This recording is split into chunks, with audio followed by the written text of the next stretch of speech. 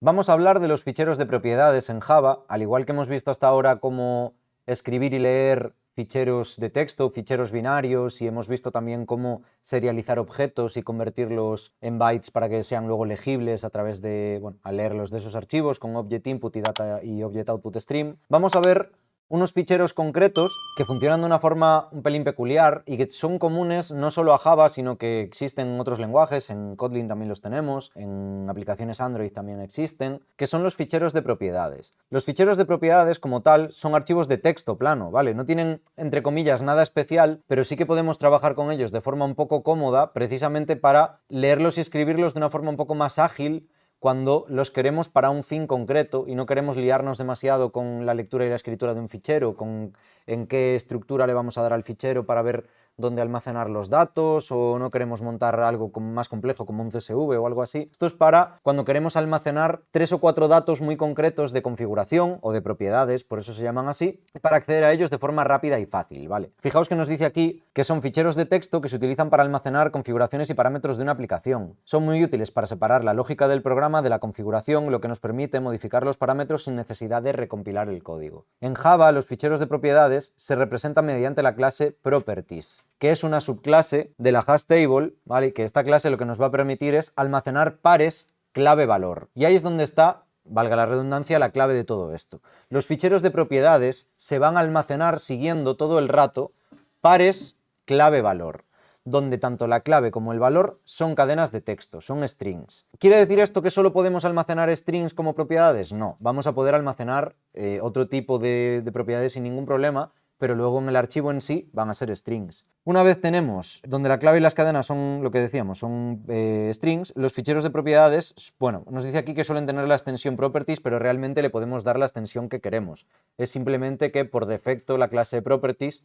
si no le ponemos una extensión, le va a poner la extensión properties. Y su formato es sencillo. Cada línea va a contener una clave separada por un igual o 2 puntos, dependiendo de cómo queramos. Por ejemplo, un fichero de propiedades podría ser algo así. Configuración de la aplicación, que ya veis que va precedido de una almohadilla que básicamente es un comentario. Y a partir de ahí tenemos propiedad, valor, es decir, clave de la propiedad, valor.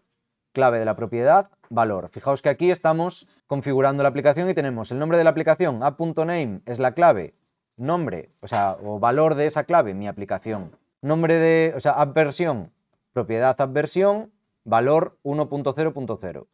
App autor, valor Juan Pérez. App debug, valor true. ¿Cómo funciona esto? En este ejemplo ya veis, se definen las 4 propiedades, app.name, app.versión, .autor y .debug, y se le da a cada una de ellas pues un valor. Tenemos una que es de tipo booleano, mientras que las demás son strings en este caso. ¿Cómo se lee un fichero de propiedades? Una vez tenemos, imaginaos, este fichero de ejemplo ya configurado, nosotros podemos querer leer estas propiedades porque utilizamos ese archivo como un archivo de configuración para no tener que estar preguntándole al usuario todo el rato, pues a lo mejor ciertas cosas, ¿no? Tenemos un main y fijaos que para leer y para escribir vamos a necesitar siempre un objeto properties. Creamos el objeto properties vacío y una vez tenemos el objeto creado, creamos un file input stream en este caso. En este file input stream lo apuntamos al nombre del fichero y a partir de ahí, a partir del objeto propiedades, podemos hacer propiedades.load para cargar las propiedades. A este cargar hay que pasarle un file input stream, entonces le pasamos el file input stream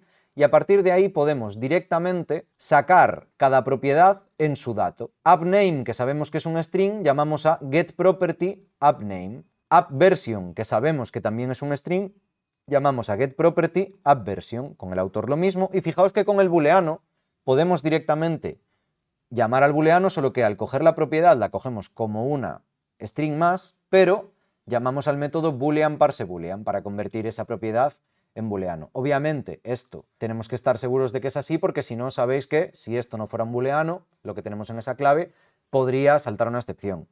Entonces, en caso de que no estemos seguros, habría que capturarla. Aquí simplemente las estamos imprimiendo y capturamos la IOException por si hubiera cualquier problema a la hora de acceder a este archivo. Esto sería para leerlas. ¿Cómo sería entonces para escribir esas? Bueno, fijaos que aquí ya nos dice, si la clave no existe, devuelve null, es decir, si cualquiera de estas propiedades, cuando yo hago getProperty, no existiera en el archivo, directamente getProperty me va a devolver nulo. Entonces, aquí podemos almacenar un nulo sin ningún problema, pero en el booleano no. Ahí nos va a dar un acceso nulo, nos va a dar una excepción, hay que controlarla. De nuevo, ¿cómo sería entonces la contraparte, la escritura? También muy sencillo, creamos un objeto properties y en ese objeto properties vamos seteando las propiedades pasándole pares clave-valor. Con setProperty le pasamos appName, que sería la clave, y el valor mi aplicación. AppVersion como clave y el valor 100. Y así con todas, fijaos que a pesar de que esto es un true, le podemos pasar directamente una string con true. Para escribir lo mismo, la diferencia, creamos un file output stream, pero en lugar de utilizar los métodos típicos del file output stream para escribir, con un FileWriter o con algo por el estilo, vamos a utilizar el propio objeto properties y en lugar del método load vamos a utilizar el método store para guardar las propiedades. Le pasamos, fijaos, el file output stream y además le estamos pasando un pequeño comentario que fijaos que pone configuración de la aplicación. Este comentario que le estamos pasando aquí al método store es el comentario que tenemos aquí al principio, si os fijáis. Ese comentario al pasárselo al método store, el propio método store y el propio objeto properties ya sabe que esto que recibe aquí es ese comentario que es como un poco la descripción del archivo y ya lo va a poner como comentario al principio de todo. Una vez hecho eso, hacemos un print de que el fichero de propiedades ha sido guardado, capturamos excepciones y listo. En este ejemplo, como veis, se crea el objeto properties, se establecen varias propiedades, como vimos antes, y se guarda en el fichero config.properties utilizado en el file output stream. El segundo parámetro del método store es lo que os decía, es un comentario que añade al principio del fichero y el comentario es opcional, no hace falta añadirlo, se utiliza para describir el contenido, pero podríamos llamar a store directamente pasándole solo el file output stream y funcionaría exactamente igual. La única diferencia es que no iba a escribirnos esta primera línea de aquí. Dicho esto, ya veis que las propiedades son una cosa muy sencillita de utilizar y muchas veces puede ser que para lo que nos pide la aplicación o para lo que necesitamos de la aplicación no necesitemos generar nada más complejo que simplemente un archivo de propiedades, porque a lo mejor solo nos interesa almacenar de forma persistente 2 o 3 datos concretos y con eso nos es suficiente. Igual no nos hace falta pues hacer nada más complejo como habíamos hecho anteriormente de crear varios archivos o tener que leer línea por línea o cualquier cosa por el estilo, sino que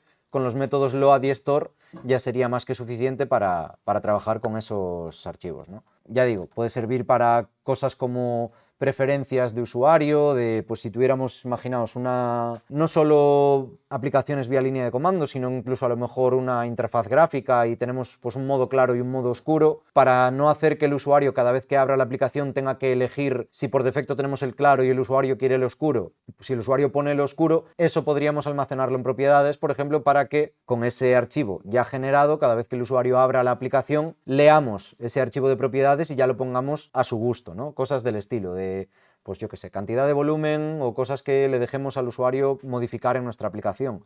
Se pueden almacenar en este tipo de archivos sin la necesidad de generar un archivo más complejo. Bien, resolviendo alguna duda que teníamos aquí con el método getProperty y el setProperty de alguna de las cosas que comentamos anteriormente en propiedades, el getProperty a secas, si solo le pasamos una key, si solo le pasamos la string de la clave, va a devolver nulo si no encuentra la clave. Sin embargo, le podemos pasar un valor por defecto, como está sobrecargado y hay un método que recibe también un valor por defecto, pues para, por ejemplo, esos casos en los que queremos traer, pues por ejemplo eso, una propiedad booleana, pero no la encuentra. En caso de que no la encuentra, en vez de que me pase un nulo, podemos directamente coger por defecto un false, por ejemplo, o un true, ¿no? Para evitar precisamente ese nulo que nos podría generar una excepción.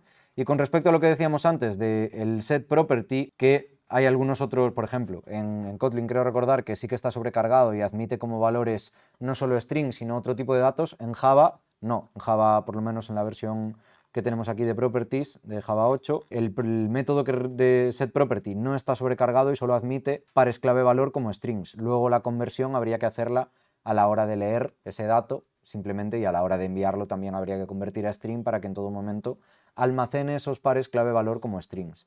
Aquí podéis ver todos los métodos que están, estoy en la propia documentación oficial de Oracle, aquí podéis ver todos los métodos del propio Java Properties.